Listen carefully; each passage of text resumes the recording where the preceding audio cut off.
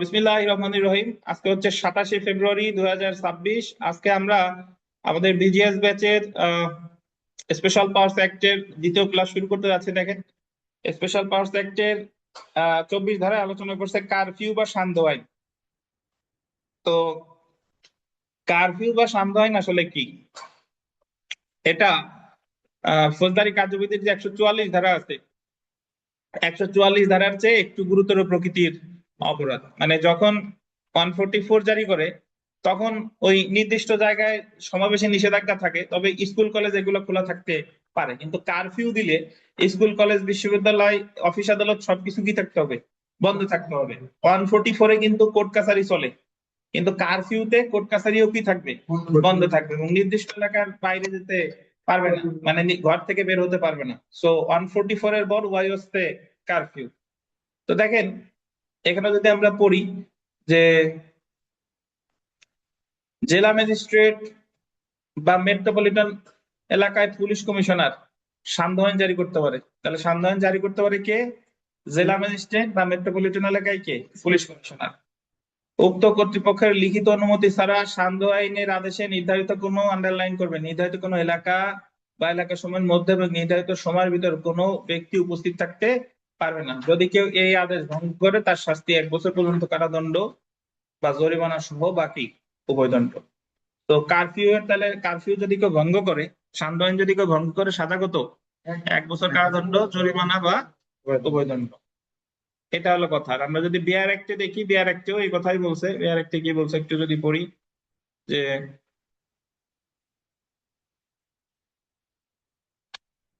কোন জেলা ম্যাজিস্ট্রেট বা মহানগর এলাকায় পুলিশ কমিশনার সরকারের নিয়ন্ত্রণ সাপেক্ষে নির্দেশ প্রদান করতে পারেন যে আদেশে উল্লেখিত অব্যাহতি সাপেক্ষে আদেশে উল্লেখিত এলাকা বা এলাকার সময় উপস্থিত কোন ব্যক্তি বা আদেশে নির্ধারিত সময়ের মধ্যে নির্দিষ্ট কর্তৃপক্ষ বা ব্যক্তি কর্তৃক প্রদত্ত লিখিত অনুমতি ব্যতীত ঘরের বাইরে হইবে না। তো সান্ধ্য আইনের ক্ষেত্রে ঘরের বাইরে যাওয়ার কোনো সম্ভাবনাই থাকবে না।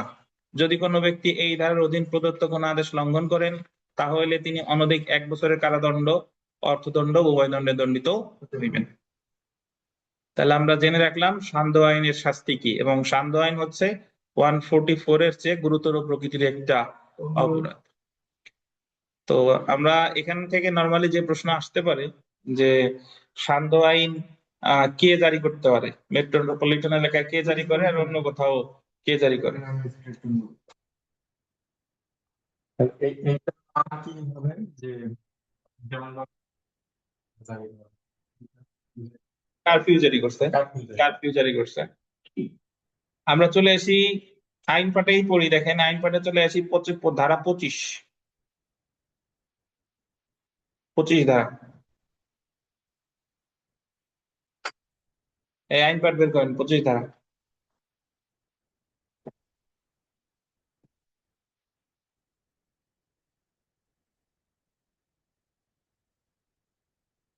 মজুদদারি বা কালোবাজারি অপরাধের দণ্ড। হোর্ডিং মানে হচ্ছে কি? মজুদদারি। আর dealing in black market, black market হচ্ছে কালোবাজারি। মজুদদারি মানে হলো আপনি অনেক জিনিস মজুদ করে রাখছেন। আপনি সকল চিনি এক জায়গায় রাখছেন, যাতে সবার যখন থাকবে না, আপনি বেশি চড়া দামে বিক্রি করবেন। এটা হলো মজুদদারি। আর ব্ল্যাক মার্কেটিং হলো কালোবাজারি, মানে হলো আপনি কর ফাঁকি দিয়া আমদানি রপ্তানি করছেন।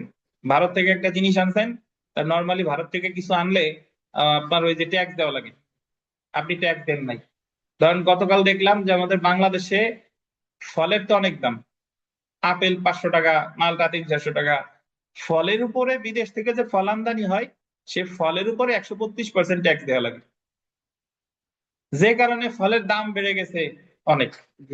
এখন তাহলে আমরা আমাদের মতো এই তৃতীয় বিশ্বের একটা দেশ, ফল মানুষ এমনিতেও দৈনন্দিন ভাতই খাইতে পারে না, ফলের উপর যদি 132% ট্যাক্স দেয়, আঙুরের কেজি কালোটা 800 টাকা, তাহলে আপনি কেমনে এই কিনে খাবেন? তাহলে এই এই ফল দেখা গেল আপনি ট্যাক্স না দিয়ে অবৈধ পথে আনছেন। এটা হলো কালোবাজারি। বুঝছেন? এই জন্য আসলে আমরা এই দুইটা শাস্তি আলোচনা করছি 25 ধারা। 25-এর 1 ধারা অনুযায়ী যদি কোনো ব্যক্তি মজুদদারি বা কালোবাজারি অপরাধের জন্য দোষী প্রমাণিত হয়, উক্ত ব্যক্তি দণ্ডিত হতে পারে মৃত্যুদণ্ডে, যাবজ্জীবন কারাদণ্ড বা সশ্রম কারাদণ্ড, যা কত 14 বছর পর্যন্ত হতে পারে, এবং অর্থদণ্ডে। বুঝলেন? তাহলে মজুতদারির আর কালোবাজারির শাস্তি কিন্তু অনেক, কিন্তু বাস্তবে যেটা হয় আর কি, মোবাইল কোর্টে যাইয়া জরিমানা করে, এই আইনে মামলা হয় না। কারণ এই আইনে মামলা হলে তো সময় সাপেক্ষ ব্যাপার, চার্জ গঠন হবে, সাক্ষ্য গ্রহণ হবে, তারপরে সবশেষে গিয়ে শাস্তি দিবে। আর মোবাইল কোর্টে গিয়ে সরকারেরও রাজস্ব কামাই হলো, যে মজুতদার করছে দে ওরে 10 লাখ জরিমানা করে, বা কালোবাজারি করছে এই নেই। তো স্পেশাল পাওয়ার্স অ্যাক্টের মামলা খুব কম হয়। আর স্পেশাল পাওয়ার্স অ্যাক্টের মামলা যদি হয়, এর মজুতদার বা কালোবাজারির সর্বোচ্চ শাস্তি কি? মৃত্যুদণ্ড। শাস্তি কিন্তু অনেক বেশি।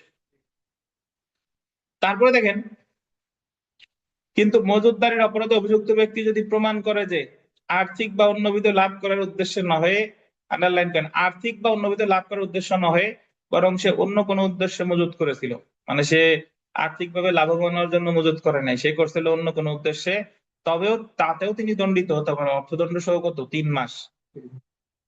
যদি কেউ দেখায় যে না আমি তো আমি এটা আর্থিক উদ্দেশ্যে মজুত করি নাই, অন্য কোনো কারণে মজুত করছে, তাহলেও শাস্তি 3 মাস। 25-এর 2 ধারা অনুসারে কোনো আদালত মজুতদারি বা কালোবাজারি কারবারের অপরাধের দণ্ডদানের যে জিনিস সম্পর্কে অপরাধ করা হয়েছে সেটা সরকারের অনুকূলে গোল দিবেন, বাজেয়াপ্ত হবার আদেশ দিবে।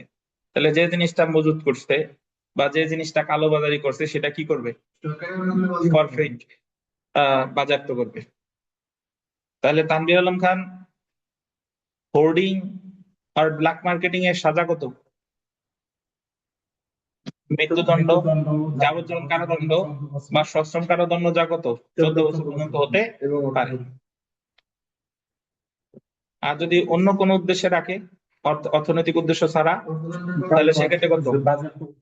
বাজেয়াপ্ত করতে পারবে অন্য 3 মাস, অর্থদণ্ড 3 মাস, এটা বলবেন। আমরা চলে আসি 25 ক।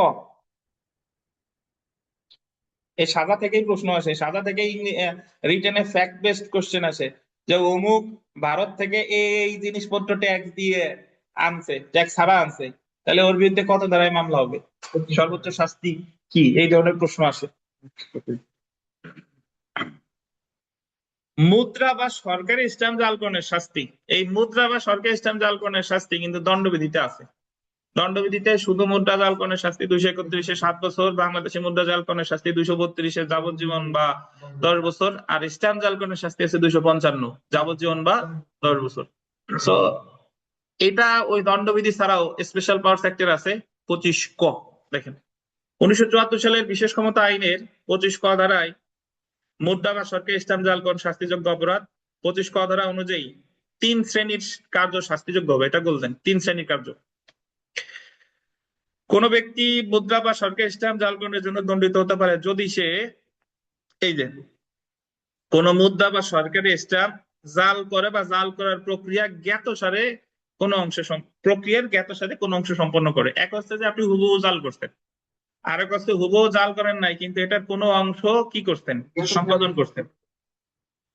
কোন মুদ্রা বা সরকারি স্ট্যাম্প জাল জেনে বা জাল বলে বিশ্বাস করার যথেষ্ট কারণ আছে জানার পরেও, আন্ডারলাইন করেন, বিক্রয় করা, মানে আপনি সরাসরি জাল করেন নাই কিন্তু জাল জানার পরেও স্ট্যাম্প বিক্রি করতেছেন, মুদ্রা বিক্রি, মুদ্রা এক্সচেঞ্জ করতেছেন, এক্সচেঞ্জ থাকে না, অন্য কোনো ব্যক্তি নিকট হতে ক্রয় করা বা গ্রহণ করা, অবৈধ ব্যবসা করা বা আসল হিসেবে ব্যবহার করা। তাহলে প্রথম 1 নম্বরে যেটা পাইছি সরাসরি জাল করতে, 2 নম্বরে যেটা পাইছি ক্রয় বিক্রয় করা নাকি ব্যবসা করা, জেনে শুনে স্ট্যাম্প ক্রয় করা, বিক্রয় করা বা ক্রয় করা জেনে শুনে, তাহলেও আপনি অপরাধী। 3 নম্বর, মুদ্রা বা সরকারি স্ট্যাম্প জাল করার জন্য ব্যবহার হতে পারে বলে বিশ্বাস করার যথেষ্ট কারণ আছে এমন কোন, আন্ডারলাইন করেন, মেশিনারি, যন্ত্রপাতি, দ্রব্যাদি তৈরি করে বা তৈরি করার কোন প্রক্রিয়া অংশগ্রহণ করে বা ক্রয় করে বা বিক্রয় করে হস্তান্তর করে বা তার দখলে রাখে। তাহলে আমি ছোট্ট করে 3টা জিনিস মনে রাখতে হবে। সরাসরি জাল করে, কোন জাল জানার পরেও ক্রয় বিক্রয় করে, আর একটা হলো মেশিনারি, মেশিনারি রাখে বা কোনো প্রক্রিয়ায় অংশগ্রহণ করে মেশিনারি ক্রয় বিক্রয় করে, তাহলেও 25 ক। বুঝছেন? হম, হ্যাঁ, ইচ্ছা করে রাখলে পাবেন 25 ক।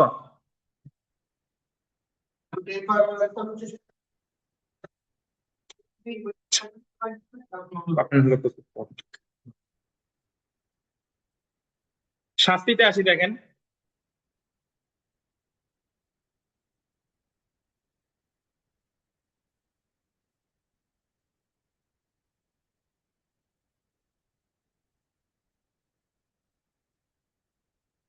25 ক ধারা অনুযায়ী মুদ্রা বা সরকারি স্ট্যাম্প জালকরণের শাস্তি হতে পারে মৃত্যুদণ্ড বা যাবজ্জীবন কারাদণ্ড বা 14 বছর পর্যন্ত সশ্রম কারাদণ্ড এবং সেই সাথে কি অর্থদণ্ড। তাহলে শাস্তি কিন্তু অনেক, বুঝেন কিনা?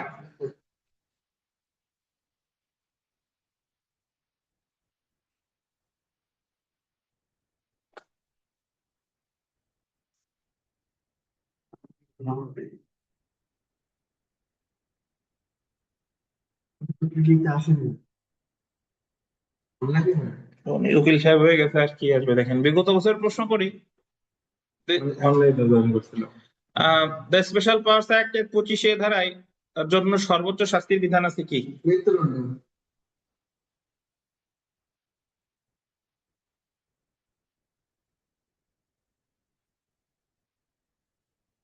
আচ্ছা, একটু আগে একটু ভুল ব্যাখ্যা দেওয়া হয়ে গেছে। সেটা হলো যে কালোবাজারি, যেটা আমরা পড়লাম ব্ল্যাক মার্কেটিং। ব্ল্যাক মার্কেটিং কর ফাঁকি দেওয়া না, ব্ল্যাক মার্কেটিং হচ্ছে বেশি দামে বিক্রি করা, মজুতদারি কইরা বেশি দামে বিক্রি করে, এটা হলো ব্ল্যাক মার্কেটিং। আর কর ফাঁকি দেওয়া নিচে আসতেছে স্মাগলিং, চোরাচালান হচ্ছে কর ফাঁকি দেওয়া। ঠিক আছে, মনে রাখতে হবে কালোবাজারি মানে হলো যে একটা জিনিস 10 টাকার জিনিস 20 টাকা বিক্রি করতেছি, এটা হলো কালোবাজারি। আর মজুতদার মানে হলো তো আমি এই যে মজুত করে রাখছি বেশি বিক্রি করতেছি, এটা হলো মজুতদার হোর্ডিং। আর ব্ল্যাক মার্কেটিং 10 টাকার জিনিস 20 টাকা বিক্রি করতেছে, এটা হলো কালোবাজারি বা ব্ল্যাক মার্কেটিং। ঠিক আছে, এবার চলে আসি আমরা 25 খতে। দেখেন চোরাচালান বা স্মাগলিং কি? এটা হচ্ছে পার্ট স্মাগলিং।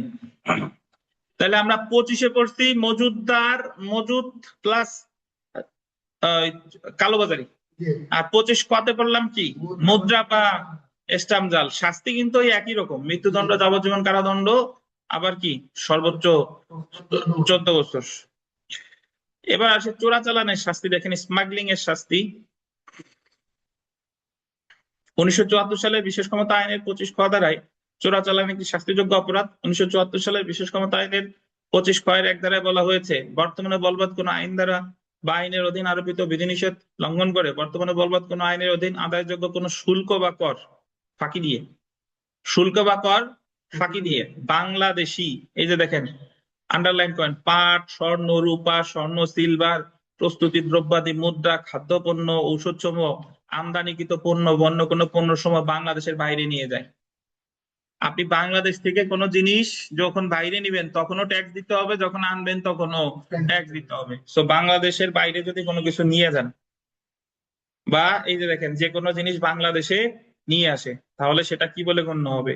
চোরাচালান বলে গণ্য হবে। আপনি সোনার বার নিয়ে আসছেন কিন্তু যে ট্যাক্স দেওয়ার কথা সেই ট্যাক্স দেন নাই, তাহলে কি করছেন?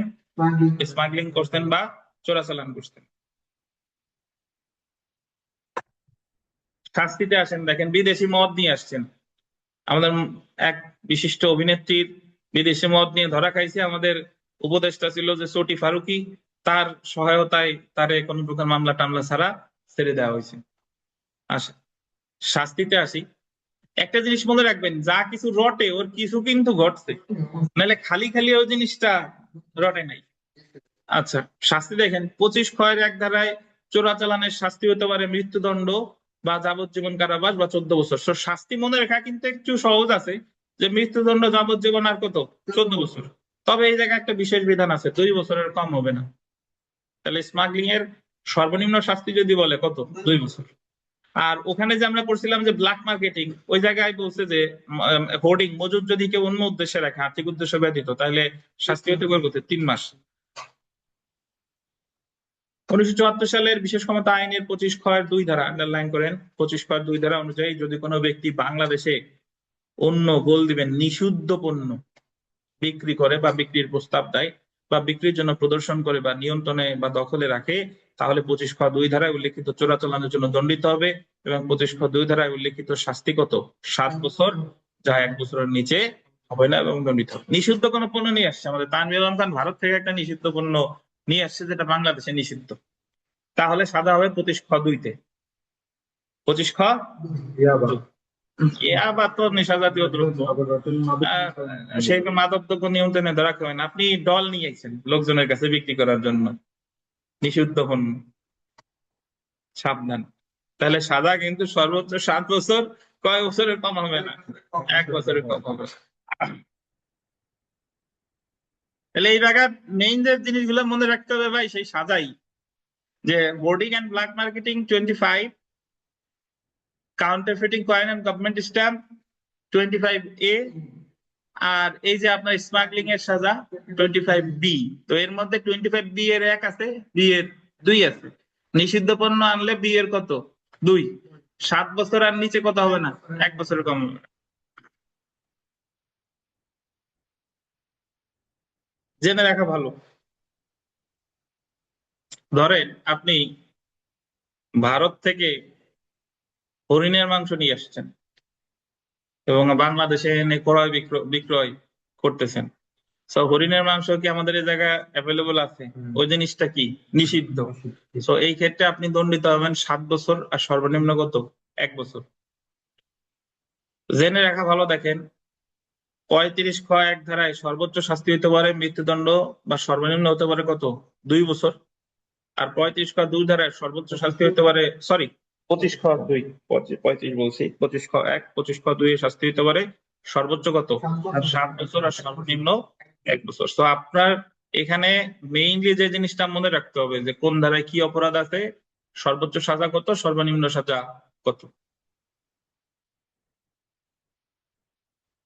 বিগত বছরের প্রশ্ন যদি আমরা দেখি, দেখেন দ্য স্পেশাল পাওয়ার্স অ্যাক্ট অনুযায়ী চোরাচালানের সর্বোচ্চ শাস্তি কি, মৃত্যুদণ্ড, অর্থদণ্ড। প্রচলিত কোন আইনের বাধা নিষেধ ভঙ্গ করে বেআইনিভাবে কোনো জিনিসপত্র বাংলাদেশে আনা বা অন্য কোনো দেশে পাচার করার জন্য সর্বোচ্চ শাস্তি কি, মৃত্যুদণ্ড। জিনিসপত্র পাচার করা মানে কি, স্মাগলিং। জি।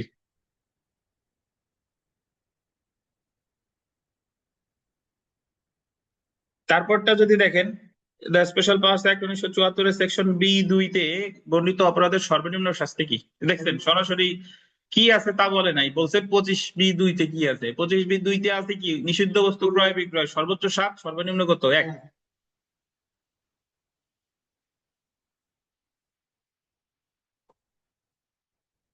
চলে আসি আমরা খাদ্যে ভেজাল দেওয়া, খাদ্য ভেজাল, ঔষধ।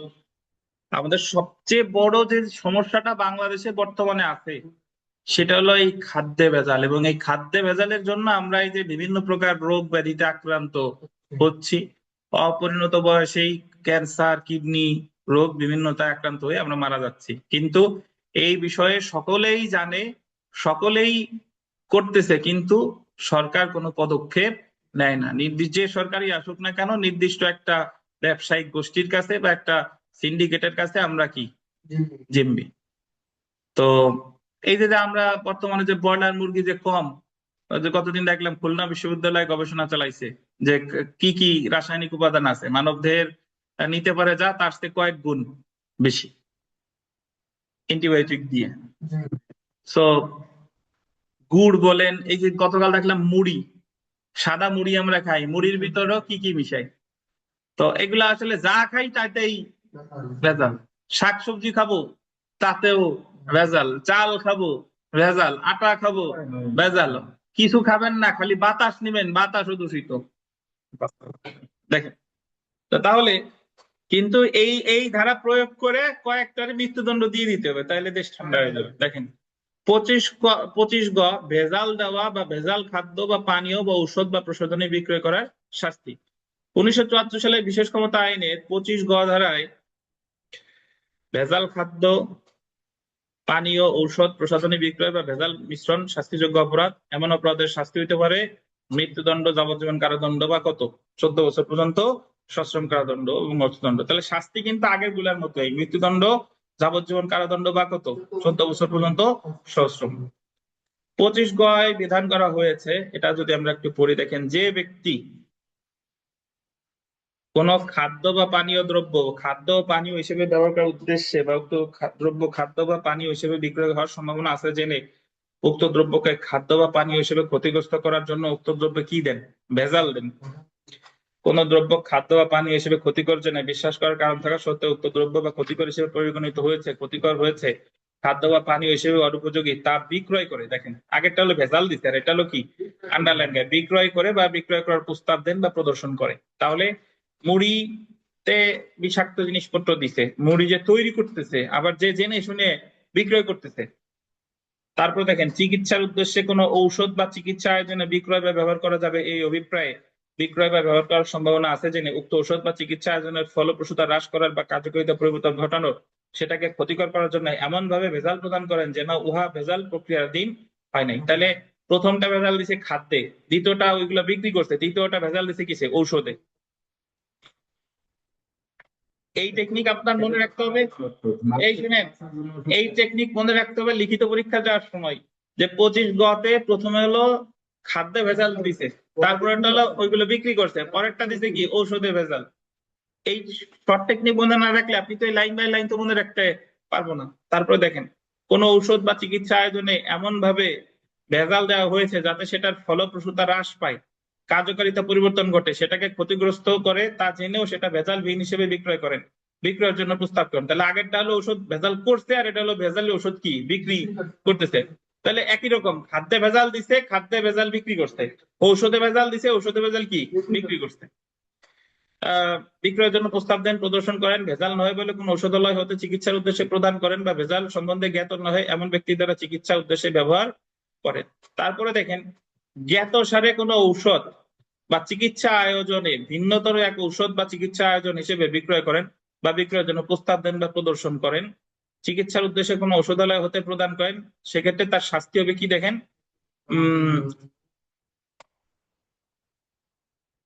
মানে এক ঔষধের জায়গা আর এক ঔষধ বিক্রি যদি করে জেনে শুনে, তাহলেও কিন্তু অপরাধ। সর্বোচ্চ শাস্তি কি দেখেন? উপরের অপরাধগুলোর জন্য মৃত্যুদণ্ড, যাবজ্জীবন কারাদণ্ড বা সশ্রম কারাদণ্ডে দণ্ডিত হতে পারে। তো এখানে কিন্তু বলে নাই যে সশ্রম কারাদণ্ড কত।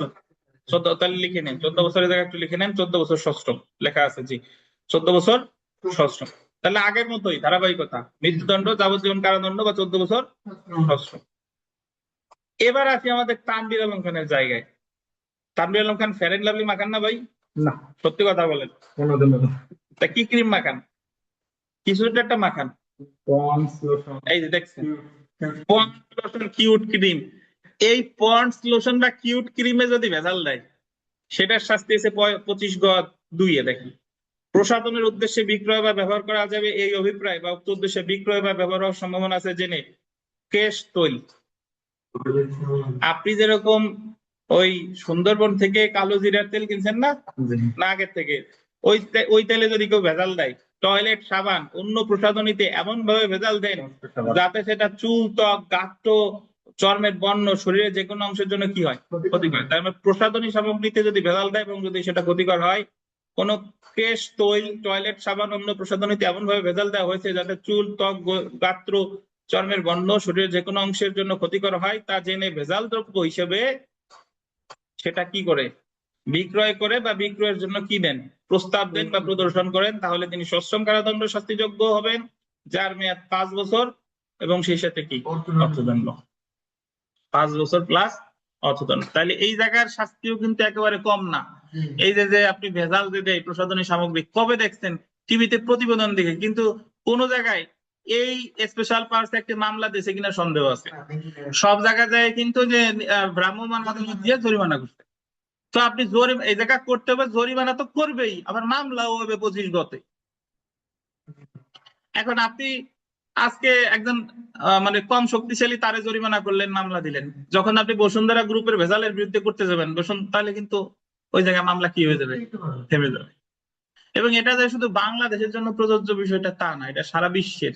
আমরা যে শুধু আমাদের দুর্নীতির খুঁজি তা না। জেফ্রি এপস্টিন, তো সে তো এমন কাজ করছে যে তার বিচারও ঠিকঠাক মতো করে নাই, হয় নাই। তার টাকার কাছে সব আমেরিকার মতো ওই যে ফ্লোরিডা অঙ্গরাজ্যে তার বিচার ঠিকঠাক মতো হয় নাই। সে প্রসিকিউশনের সাথে চুক্তি করে যে আমি গিলটি প্লিট করলাম, আমার সাজা দাও, এবং গিলটি প্লিট করাতে তারা কম সাজা দিয়েছে, কোনো বিচার টিচার কিছু হয় নাই। পরে কয়েক বছর পরে যে সেটা পরবর্তীতে মানে তাদের দেশব্যাপী ছড়াই গেছে। এরপর এফবিআই তদন্ত করতেছিল, এফবিআই তদন্ত করে তার বিরুদ্ধে শুনানি টুনানি হবে এমন দিন সে আত্মহত্যা করে মারা গেছে। এখন আত্মহত্যার মধ্যেও কন্ট্রোভার্সি আছে। আত্মহত্যা যে ছেলে সে ছিল, সেই ছেলে যে ওই আপনার সিসিটিভি ক্যামেরা আছে, বাট সিসিটিভি ফুটেজ নাই। আবার অটোপসি রিপোর্টে, পোস্টমর্টেম রিপোর্টে এমন একটা হারের কথা বলছে ওই জায়গার এক বিশেষজ্ঞ, উনি 30-35 বছর যাবত পোস্টমর্টেম করে, উনি বলতেছেন আমার জীবনে এই আঘাতের ফলে আত্মহত্যা হয় না, এই আঘাত হচ্ছে এই হার্ট দেখায় বলতেছে, এটা হলো তারা কেউ মারছে। তার মানে তার সাথে ওঠানামা ছিল বিল ক্লিন্টনের, ট্রাম্পের, তারপরে প্রিন্স অ্যান্ড্রু, এরকম বড় বড় ব্যক্তি। তাদের অপকর্মের কথা যাতে স্বীকার না করে এই জন্য দেখা গেলো তারা মেরে ফেলছে। সো এই টাকা যার আইন তার, টাকা যার বিচার তার, এটা যে শুধু বাংলাদেশের প্রেক্ষাপটে তা না, এটা সৃষ্টির শুরু থেকে যার টাকা তার কিন্তু এই মানে বিচারহীনতা তার ক্ষেত্রেই বেশি। দেখেন, তো বিগত বছর প্রশ্ন দেখি। স্পেশাল পাওয়ার্স অ্যাক্ট 1974 অনুযায়ী ভেজাল খাদ্য প্রস্তুত ও বিক্রয়ের সর্বোচ্চ শাস্তি কি? খাদ্য বলছে। ভেজাল খাদ্য বললে মৃত্যুদণ্ড, প্রসাধনী সামগ্রী বললে কত? 5 বছর। বুঝছেন? সে জায়গায় খেয়াল রাখতে হবে যে খাদ্য বলছে নাকি প্রসাধনী সামগ্রী বলছে। আচ্ছা, শ্যাম্পুতে যদি ভেজাল দেয়? 5 বছর।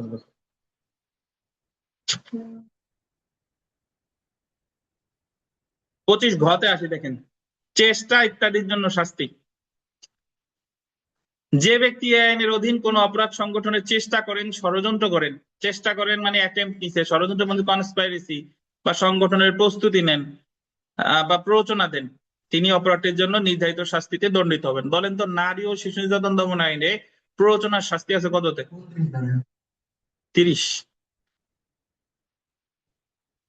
দেখেন, নারী ও শিশু নির্যাতন দমন আইনে 30-এ আছে।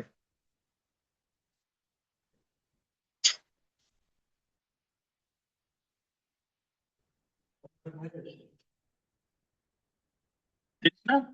জি। তো তাহলে চেষ্টা, অ্যাটেম্প্ট, এগুলার স্পেশাল পাওয়ার্স অ্যাক্টের অপরাধের চেষ্টা যদি করেন তাহলে শাস্তি কততে? 25 ঘ। 25 ঘ। তো এখান থেকে প্রশ্ন একটা পাবেন ভাই, প্রিলিতে প্রশ্ন আসবে, একটা আইন থেকে একটাই প্রশ্ন আসে, দুইটা আসে খুব রেয়ার। এটা যদি ভুল করেন সমস্যা।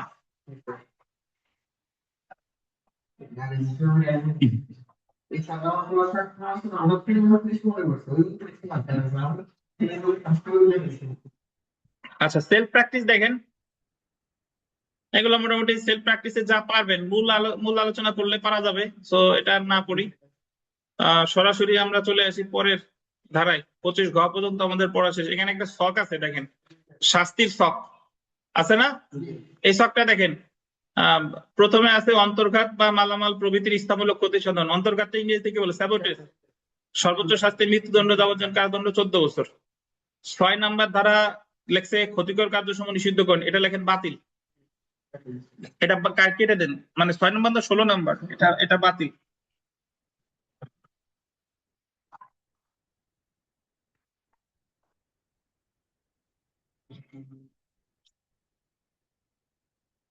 উনিশ ধারার অধীন কোন আদেশ ভঙ্গ করলে, 19-এ কি আছে বলেন তো, মনে আছে?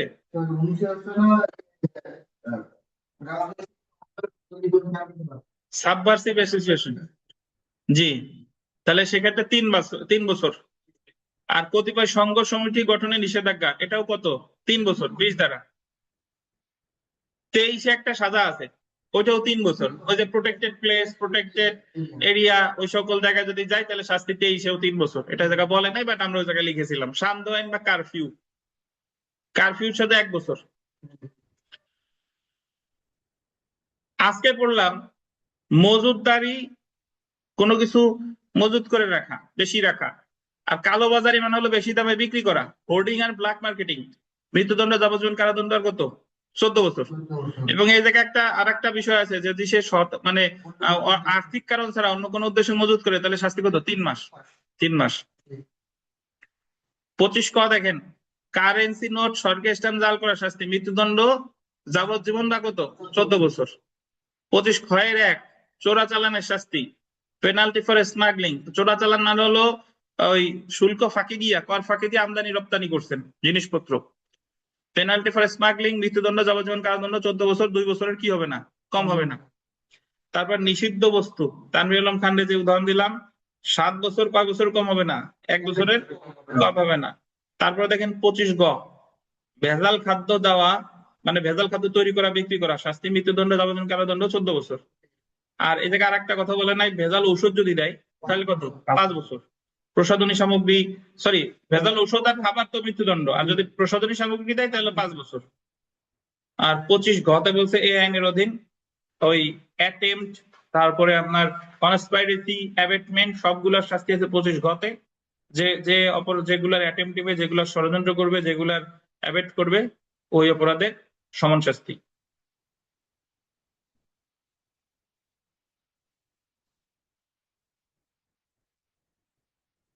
তাহলে এখানে যদি দেখেন, জেনে রাখা ভালোতে যে 1974 সালের বিশেষ ক্ষমতা আইনের 15তে আছে স্যাবোটেজ, 25-এ আছে ওই যে ব্ল্যাক মার্কেটিং এন্ড হোর্ডিং, আর 25 কতে আছে কি কাউন্টারফিটিং কয়েন এন্ড স্ট্যাম্প, 25 খয়ের একেতে আছে যে ভেজাল দেওয়া, 25 খয়ের একে আছে হচ্ছে আপনার চোরাচালান, আর 25 গতে আছে হচ্ছে আপনার ভেজাল। এইগুলোর শাস্তি, সর্বোচ্চ শাস্তি হচ্ছে মৃত্যুদণ্ড। তো বিগত বছর প্রশ্ন যদি পড়ি, দেখেন যে স্পেশাল পাওয়ার্স অ্যাক্ট 1974-এর 25-এ ধারায় অপরাধের জন্য সর্বোচ্চ শাস্তির বিধান কি করা হয়েছে? 25-এতে কি আছে? যে জাল করা, স্ট্যাম্প জাল করা। তারপরে পরের প্রশ্নটা যদি দেখি, প্রচলিত আইনের কোন বিধান নিষেধ ভঙ্গ করে বেআইনি ভাবে কোনো জিনিসপত্র বাংলাদেশে আনা বা দেশে পাচার করে, স্মাগলিং করা, শাস্তি সর্বোচ্চ কি? মৃত্যুদণ্ড। তারপরে 25 খ 2-তে এটা হলো যে নিষিদ্ধ বস্তু আনা, তাহলে এ জায়গা আছে সর্বোচ্চ 7 বছর, সর্বনিম্ন 1 বছর। চলে আসি আমরা ট্রাইব্যুনাল 26 ধারায়।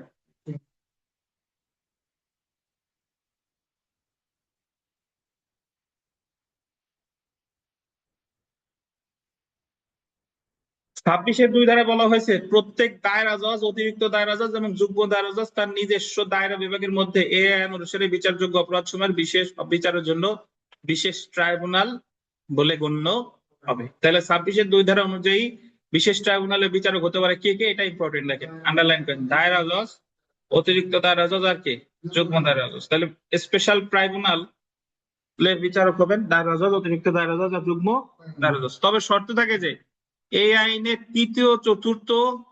আইনের তফসিলের 3য় ও 4র্থ প্যারায় অপরাধ সমূহের বিচারে সরকার কর্তৃক নির্ধারিত এলাকার জন্য এক বা একাধিক গোল দিবেন অতিরিক্ত বিশেষ ট্রাইব্যুনাল গঠন করতে পারবে, যা 1 সদস্য বিশিষ্ট হবে এবং কোন মেট্রোপলিটন ম্যাজিস্ট্রেট বা প্রথম শ্রেণী ম্যাজিস্ট্রেট এতদ উদ্দেশ্যে সরকার কর্তৃক নিযুক্ত হবে। তাহলে অতিরিক্ত বিশেষ ট্রাইব্যুনালের বিচারক হবে কে? মেট্রোপলিটন ম্যাজিস্ট্রেট আর প্রথম শ্রেণী ম্যাজিস্ট্রেট। এখন তফসিলের 3য় ও 4র্থ প্যারায় কি আছে? আমরা তফসিলে চলে যাই, আসেন।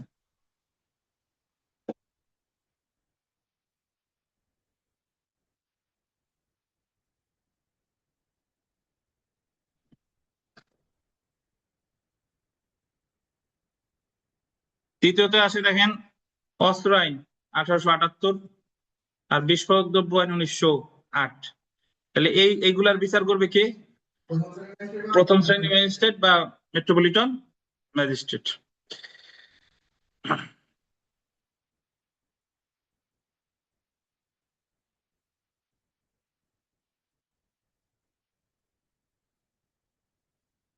এখন চলে আসি আমরা বিশেষ ট্রাইব্যুনালে যে সকল অপরাধ বিচার করতে পারে। দেখেন, বিশেষ ট্রাইব্যুনাল, স্পেশাল ট্রাইব্যুনাল কোন কোন অপরাধে বিচার করতে পারে? এই আইনের গুলো তো পারেই, আর কি কি পারে?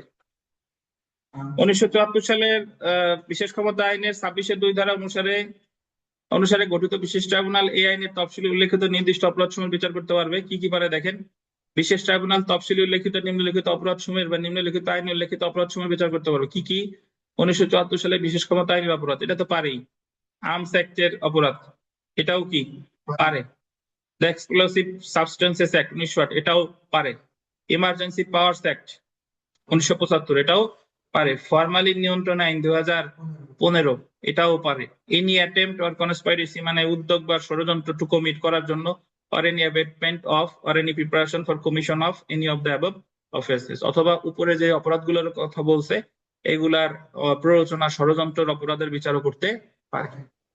তাহলে পরীক্ষায় প্রশ্ন আসতে পারে যে বিশেষ ট্রাইব্যুনাল কোন কোন অপরাধের, কোন কোন আইনের অপরাধের বিচার করতে পারে? বিশেষ ক্ষমতা পারে, আর্মস অ্যাক্ট পারে, এক্সপ্লোসিভ সাবস্টেন্স অ্যাক্ট পারে, ইমার্জেন্সি পাওয়ার্স অ্যাক্ট পারে, ফরমালিন নিয়ন্ত্রণ আইন পারে, এগুলা পারে। এগুলো মনে রাখতে হবে। বিবিআই এ দাগান না কে এই মিয়া আবার কয় জি জেনে রাখা ভালো। দেখেন বিশেষ ক্ষমতা আইন 1974-এর 26-3 ধারায় দায় আদালত নিয়ে গঠিত বিশেষ ট্রাইব্যুনাল মামলার বিচারে যে কোনো সময় এক বিশেষ ট্রাইব্যুনাল হতে অন্য বিশেষ ট্রাইব্যুনালে মামলা স্থানান্তর করতে পারে। তাহলে এটা একটি ইম্পর্টেন্ট একটি ব্যতিক্রম যে মামলা স্থানান্তর করতে পারে কে, দায়রা জজ এক ট্রাইব্যুনাল থেকে আরেক ট্রাইব্যুনালে স্থানান্তর করতে পারে। তো 2012 সালে একটা প্রশ্ন এসেছে, দেখেন অবৈধ অস্ত্র দখল রাখার অপরাধ কোন আদালত বা ট্রাইব্যুনালে বিচার্য? Special tribunal. আর স্পেশাল ট্রাইব্যুনাল গঠিত হয় কোন আইনে? বিশেষ ক্ষমতা আইনের কত ধারায়? 26 ধারায়। যদি খেয়াল নষ্ট হয় তাহলে অসুবিধা দেখতে আমরা একটু পরে পড়বো, একটু বিরতি। বিশেষ ট্রাইব্যুনালের কার্যপদ্ধতি। তাহলে আমরা জানলাম যে নর্মালি ট্রাইব্যুনাল, বিশেষ ট্রাইব্যুনাল হলো দায়রা জজ, অতিরিক্ত দায়রা জজ, যুগ্ম দায়রা জজ। বাট যখন অতিরিক্ত বিশেষ ট্রাইব্যুনাল গঠন করবে মেট্রোপলিটন ম্যাজিস্ট্রেট বা প্রথম শ্রেণীর ম্যাজিস্ট্রেট। অপরাধ আমলে নেওয়া, দেখেন অভিযুক্ত ব্যক্তিকে বিশেষ ট্রাইব্যুনালের নিকট বিচারের জন্য সোপর্দ করা হলে বিশেষ ট্রাইব্যুনাল এই আইনের অধীন বিচারযোগ্য কোনো অপরাধ বিচারার্থে গোল দিবেন আমলে গ্রহণ করতে পারবে, কিন্তু এটা ইম্পর্টেন্ট, সাব ইন্সপেক্টর পদমর্যাদা নিম্নে না হয় এমন কোন পুলিশ কর্মকর্তার লিখিত প্রতিবেদন ব্যতি রেখে এইরূপ কোন অপরাধ বিচারার্থে আমলে গ্রহণ করবে না। তাহলে কি পদমর্যাদা হতে হবে? Sub inspector. নারী শিশুতেও কিন্তু বলছে সাব ইন্সপেক্টর পদমর্যাদা। তাই বলেন তো যে একটা অপরাধ আছে যে ওই অপরাধ আমলে নিতে হলে যে যে নিতে পারে শুধু সিজিএম বা সিএমএম এবং ইন্সপেক্টর পদমর্যাদা হইতে হবে।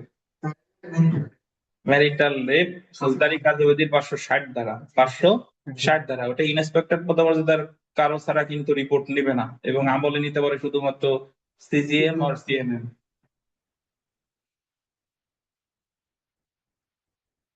এখন আমরা চলে আসি বিশেষ ট্রাইব্যুনালের আঞ্চলিক এখতিয়ার।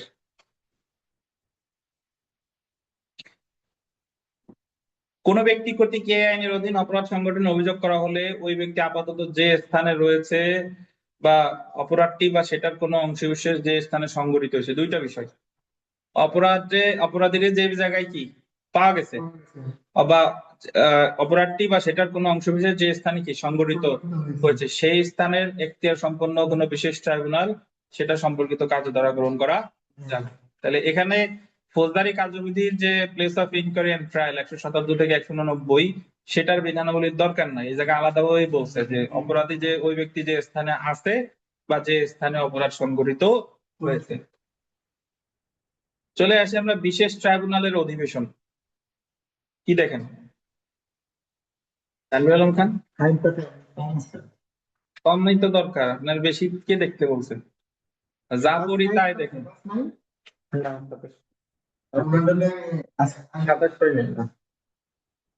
27-2, 27-3 এগুলো নাই। দেখেন বিশেষ ট্রাইব্যুনালের অধিবেশন 27-3। কোন বিশেষ ট্রাইব্যুনাল স্বীয় বিবেচনায় যথাযথ সময় ও স্থানে বা সরকার নির্দেশিত সময় ও স্থানে অধিবেশন বসতে পারবে। সংক্ষিপ্ত পদ্ধতিতে বিচার 27-এর কত 4। বিশেষ ট্রাইব্যুনাল এই আইনের অধীন কোন অপরাধের বিচার সংক্ষিপ্ত পদ্ধতিতে অনুষ্ঠান করবে এবং উক্ত অপরাধের বিচারে উক্ত বিশেষ ট্রাইব্যুনাল বিধিতে সমন মামলার সংক্ষিপ্ত বিচারের জন্য যে কার্যপদ্ধতি বর্ণিত রয়েছে সেই পদ্ধতি অনুসরণ করবে। বলেন তো ফৌজদারি কার্যবিধিতে সংক্ষিপ্ত পদ্ধতিতে বিচার কত অধ্যায় আছে? 22 অধ্যায়। ধন্যবাদ। চলে আসি বিচার মুলতবি। বিশেষ ট্রাইব্যুনাল কোন উদ্দেশ্যে কোনো বিচার মুলতবি করবে না যদি না এমন মুলতবি কোন বিশেষ ট্রাইব্যুনালের মতে ন্যায় বিচারের স্বার্থে কি হয় প্রয়োজন হয়। অর্থাৎ ন্যায় বিচারের স্বার্থে বিশেষ ট্রাইব্যুনাল কোন মামলার বিচার মুলতবি করতে পারে। ফৌজদারি কার্যবিধিতে মুলতবি করে কত দাঁড়ায়? বিচার মুলতবি করে কত দাঁড়ায় ফৌজদারি কার্যবিধিতে?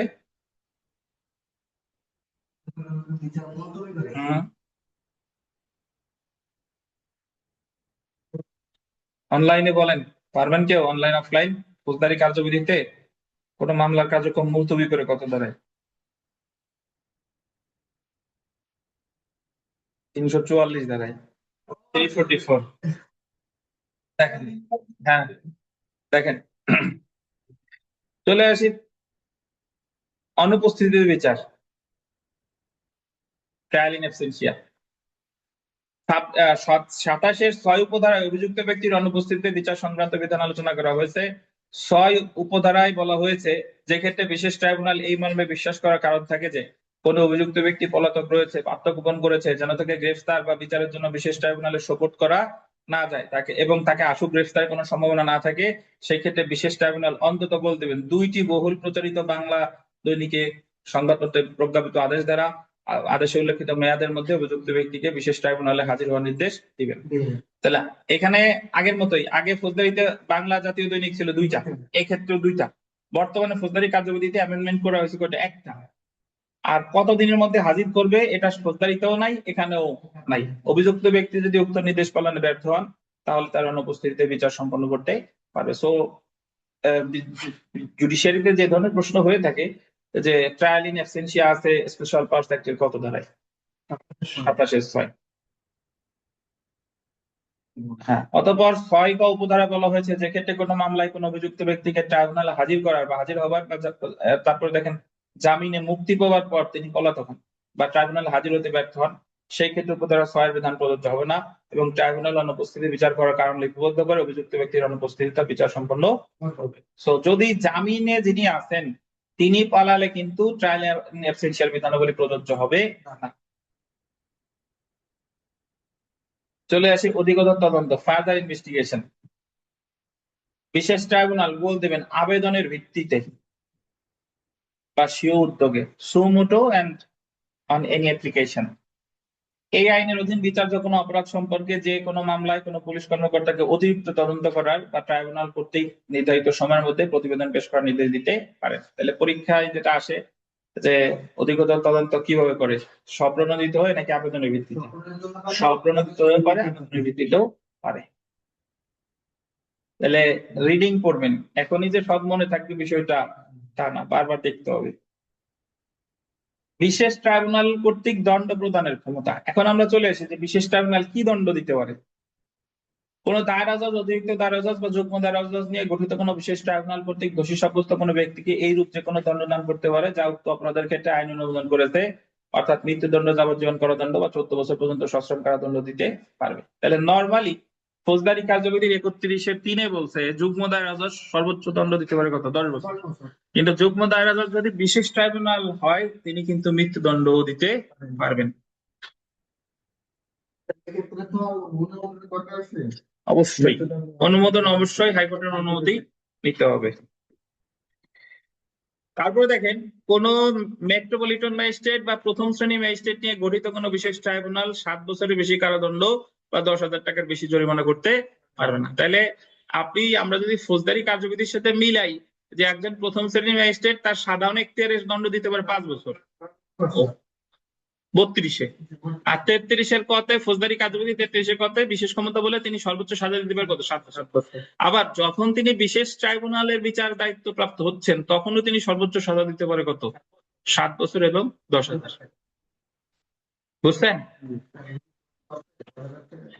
10,000ই আছে, এই আইন তো চেঞ্জ করে নাই যতদূর মনে পড়ে।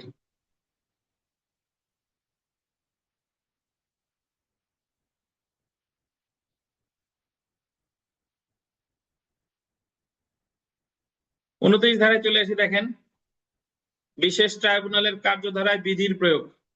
বিধি মানে হলো কি বুঝাইছে? ফৌজদারি কার্যবিধি। দেখেন একটা জিনিস আপনারা অনুভব করেন কিনা, যারা এই জায়গায় মুহূর্তে আছেন, যাদের আপনাদের ফৌজদারি কার্যবিধি, দণ্ডবিধি আগে ভালোভাবে পড়া আছে, আমরা এই বিশেষ আইনগুলো পড়তে গেলে কিন্তু এই জিনিসগুলো এখন অনেকটা ওই আইনের সাথে রিলেট করতে পারি বা এটা অনেকটা সহজ হয়, কারণ ওই জিনিসটা আমার আগে ভালোভাবে জানা আছে। দেখেন বিশেষ ট্রাইব্যুনালের কার্যধারায় বিধির প্রয়োগ। বিধির বিধানাবলী যতদূর এই আইনের বিধানাবলীর সহিত অসামঞ্জস্যপূর্ণ না হয়, দেখছেন মানে ফৌজদারি কার্যবিধির বিধানাবলী যদি এই আইনের সাথে কি হয়? অসামঞ্জস্যপূর্ণ না হয় ততদূর পর্যন্ত বিশেষ ট্রাইব্যুনালের কার্যধারায় প্রযোজ্য হবে। এবং বিশেষ ট্রাইব্যুনাল যদি আদি এখতিয়ার প্রয়োগকারী দায়রা আদালতের উপর উক্ত বিধি দ্বারা ন্যস্ত সকল ক্ষমতার অধিকারী হবে এবং বিশেষ ট্রাইব্যুনালে অভিযোগকারী পক্ষে মামলা পরিচালনাকারী ব্যক্তিকে পাবলিক প্রসিকিউটর বলে গণ্য হবেন। বিধি বলতে ফৌজদারি কার্যবিধিকে বোঝানো হয়েছে। সুতরাং 29 ধারা বিশেষ ট্রাইব্যুনালের বিচারের ক্ষেত্রে ফৌজদারি কার্যবিধি প্রযোজ্য করেছে। বাট কোন একটা বিধানে ফৌজদারি কার্যবিধিতে আছে একরকম, স্পেশাল পাওয়ার অ্যাক্টে আছে একরকম, কোনটা প্রাধান্য পাবে? স্পেশাল পাওয়ার অ্যাক্ট। এই জায়গায় বলেই দিছে যে অসামঞ্জস্যপূর্ণ না হয়, যতক্ষণ পর্যন্ত অসামঞ্জস্যপূর্ণ না হয় ততক্ষণ পর্যন্ত প্রযোজ্য হবে, আর সামঞ্জস্যপূর্ণ হইলে অতটুকু দরকার নাই। কি তানভীর আলম খান, জি। দাড়ি তো পাইকে গেছে একটা। কোনটা কাটলো? এত ফল ফলাদি বাদাম খাইয়ে দাড়ি পাকাই ফেলছেন। আচ্ছা দেখেন, লাল হয়েছে। আচ্ছা দেখেন, অপুষ্টি এখান থেকে। ধারা 30 দেখেন, আপিল এবং মৃত্যুদণ্ডের অনুমোদন। নারী শিশুতে আপিল কততে আছে বলেন? 28 ধারা। আর স্পেশাল পাওয়ার অ্যাক্টে আপিল আছে কততে? 30 ধারা। নারী ও শিশু নির্যাতন দমন আপিল হবে কোথায়? হাইকোর্টে। এই আপিলও দেখেন কোথায় হয়? বিশেষ ট্রাইব্যুনালে কোনো আদেশ রায় বা দণ্ডাদেশের ক্ষেত্রে উক্ত আপিল উক্ত আদেশ রায় বা দণ্ডাদেশ দান ঘোষণার তারিখ হতে 30 দিনের মধ্যে কোথায় আপিল করতে হবে? হাইকোর্টে। নারী শিশুতেও বর্তমানে কত? 30 দিন। আগে ছিল 60 ডেজ, বর্তমানে হচ্ছে 30 ডেজ। বিশেষ ট্রাইব্যুনাল কর্তৃক প্রদত্ত কোনো মৃত্যুদণ্ডাদেশ হাইকোর্ট বিভাগ কর্তৃক এই যে অনুমোদিত হতে হবে। সো এখানে একটা বিষয় দেখেন, অতিরিক্ত বিশেষ ট্রাইব্যুনাল ম্যাজিস্ট্রেটও যদি দণ্ড দেয়, আপিল হবে কোথায়? হাইকোর্টে। মানে এসটিসি স্পেশাল ট্রাইব্যুনাল কেস হইলেই চলে যাবে কোথায়? হাইকোর্টে।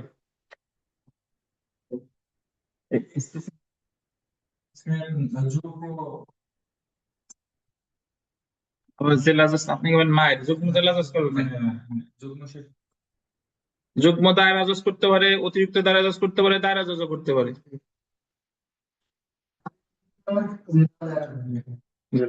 নতুন বিচারে বাধায় আসেন, নতুন বিচারে বাধা। Bar on trial de novo. De novo মানে হলো নতুন বিচার, bar on trial de novo মানে নতুন বিচারে বাধা। 31 ধারা। তো নতুন বিচারে বাধা বলতে আসলে কি বোঝাচ্ছে এটা যদি একটু দেখি।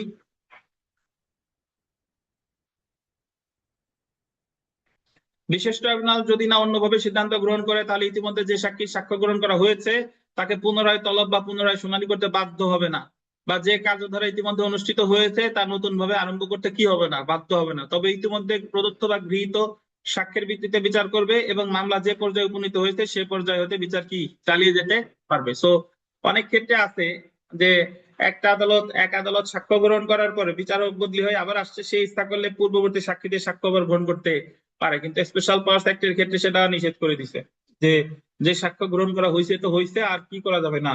পুনরায় তলব বা পুনঃশুনানি করা যাবে না, বাধ্য হবে না।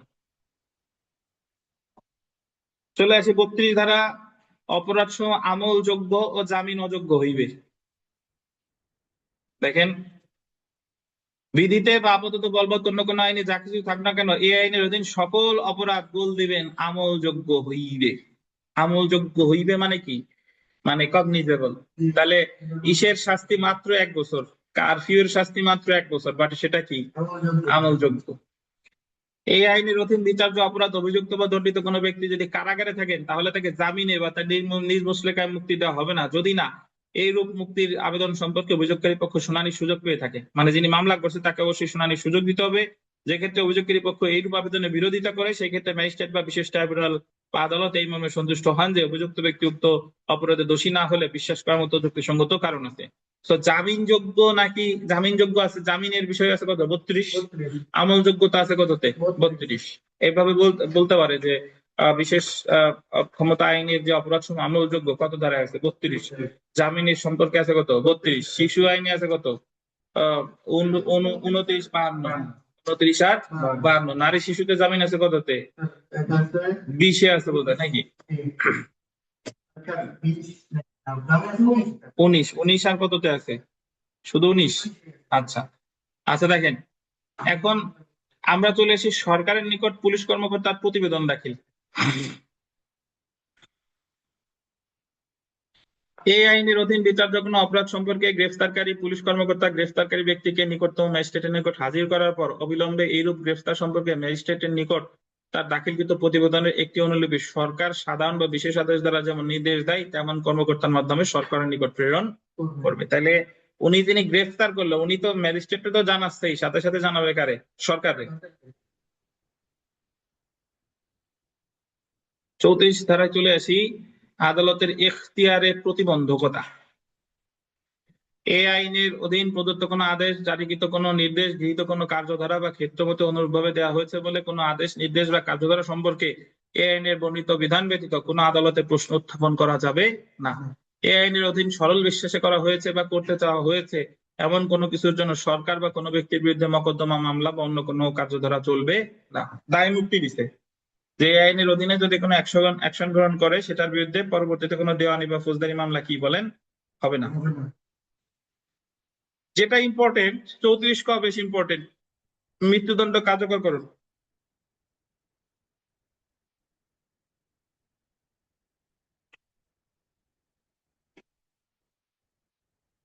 যখন কোনো ব্যক্তিকে এই আইনের অধীন মৃত্যুদণ্ড দেওয়া হয় তখন বিশেষ ট্রাইব্যুনাল যেভাবে নির্দেশ দেয় সেইভাবে তাকে আমৃত্যু ঘাট দ্বারা ফাঁসিতে ঝুলিয়ে বা নির্ধারিত পন্থায় বল দেবেন গুলি করে মৃত্যুদণ্ড কার্যকর করা যাবে। ফৌজদারি কার্যবিধি কত ধারা আছে ভাই? 368-তে ফাঁসিতে ঝুলিয়ে মৃত্যুদণ্ড কার্যকর করতে হবে নাকি? আর গুলি করাটা শুধু গুলি করাটা শুধু আছে স্পেশাল পাওয়ার সেক্টে। গুলি করাটা শুধু আছে স্পেশাল পাওয়ার সেক্টে।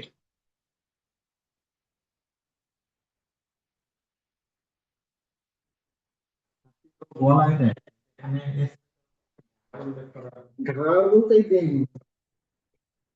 অন্য সব আইনের অধীন গলায় দেয়। এখন আপনারা যদি ফাঁসির ভাবে নিয়ম থাকলো যে পায়ে ঝুলাই রাখবো যতক্ষণ পর্যন্ত মারা না যায় ফাঁসি দেবে। ফাঁসি যদি শুধু বলা থাকে যে ফাঁসিতে ঝুলাই মারা হবে, এরকম হইতে হইতে পারে যে ফাঁসি এখন কোন জায়গায় দিল ফাঁস এ জায়গায় স্পেশালি বলেই দিছে যে অমুক জায়গায় ফাঁস দিতে হবে।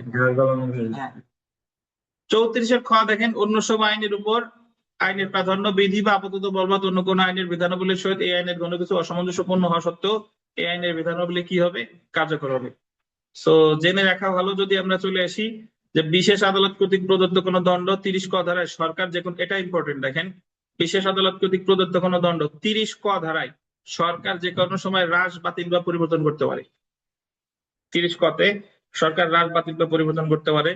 আর বিশেষ ক্ষমতা আইন 1974-এর 32 ধারা অনুযায়ী বিশেষ ট্রাইব্যুনাল কর্তৃক বিচারযোগ্য সকল অপরাধ আমলযোগ্য, জামিন অযোগ্য হবে। 34 তাহলে কারফিউ মাত্র সাজায় 1 বছর, জামিন কি অযোগ্য। দণ্ডবিধি হইলে কি হইতো? জামিন যোগ্য। 34 ক ধারা অনুযায়ী ফাঁসি দিয়ে নির্ধারিত পদ্ধতিতে গুলি করে মৃত্যুদণ্ড কার্যকর করা যেতে পারে। তাহলে আমরা যদি সেলফ প্র্যাকটিসে আসি, এখানে যদি 1 নম্বর প্রশ্ন দেখি, দ্য স্পেশাল পাওয়ার্স অ্যাক্ট 1974-এর কোন ধারায় মৃত্যুদণ্ডের আদেশ গুলি করে কার্যকরের বিধান আছে? 34-এর এ। একজন যুগ্ম দায়রা জজের সমন্বয়ে গঠিত স্পেশাল ট্রাইব্যুনাল কর্তৃক প্রদত্ত 4 বছরের সশ্রম কারাদণ্ডের বিরুদ্ধে আপিল করা যাবে কোথায়? হাইকোর্ট বিভাগে। দেখছেন, কারণ আমরা জানি স্পেশাল ট্রাইব্যুনালের কোন আদেশের বিরুদ্ধে চলে যাবে কোথায়? হাইকোর্ট বিভাগে। সো এই ছিল আপনাদের special powers act. Special powers অ্যাক্টের অধীনে মানে স্পেশাল পাওয়ার্স অ্যাক্ট নিয়ে আগামীকাল আপনাদের ক্লাস হবে না। আগামীকাল ওই আমাদের যে প্রিলি ক্লাস আছে, প্রিলি ক্লাসের পরপরই স্পেশাল পাওয়ার্স অ্যাক্টের 50 মার্কের এমসিকিউ পরীক্ষা করে ফেলবেন। হয়ে যাবে না, সকালে লিখিত, তারপরে এমসিকিউ, তারপরে এটা, বিকেলে আর আসা লাগবে না, একবারে পড়ে চলে গেলে। আর কালকে আর এই বিজিএস এর পড়া নাই, শুধু এই পরীক্ষা দিবেন স্পেশাল পাওয়ার্স অ্যাক্টের। হ্যাঁ,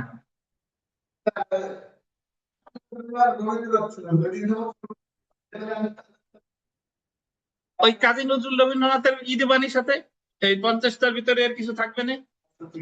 50টার ভিতরে এর এমসিকিউ কিছু থাকবে কাজী নজরুল আর রবীন্দ্রনাথের। আপনি পড়ছেন কাজী নজরুল আর রবীন্দ্রনাথ পড়ছেন? আচ্ছা, কালকে পরীক্ষায় তাহলে special powers act, Kazi Nazrul আর রবীন্দ্রনাথ এইগুলোর উপরে 50 মার্কের পরীক্ষা।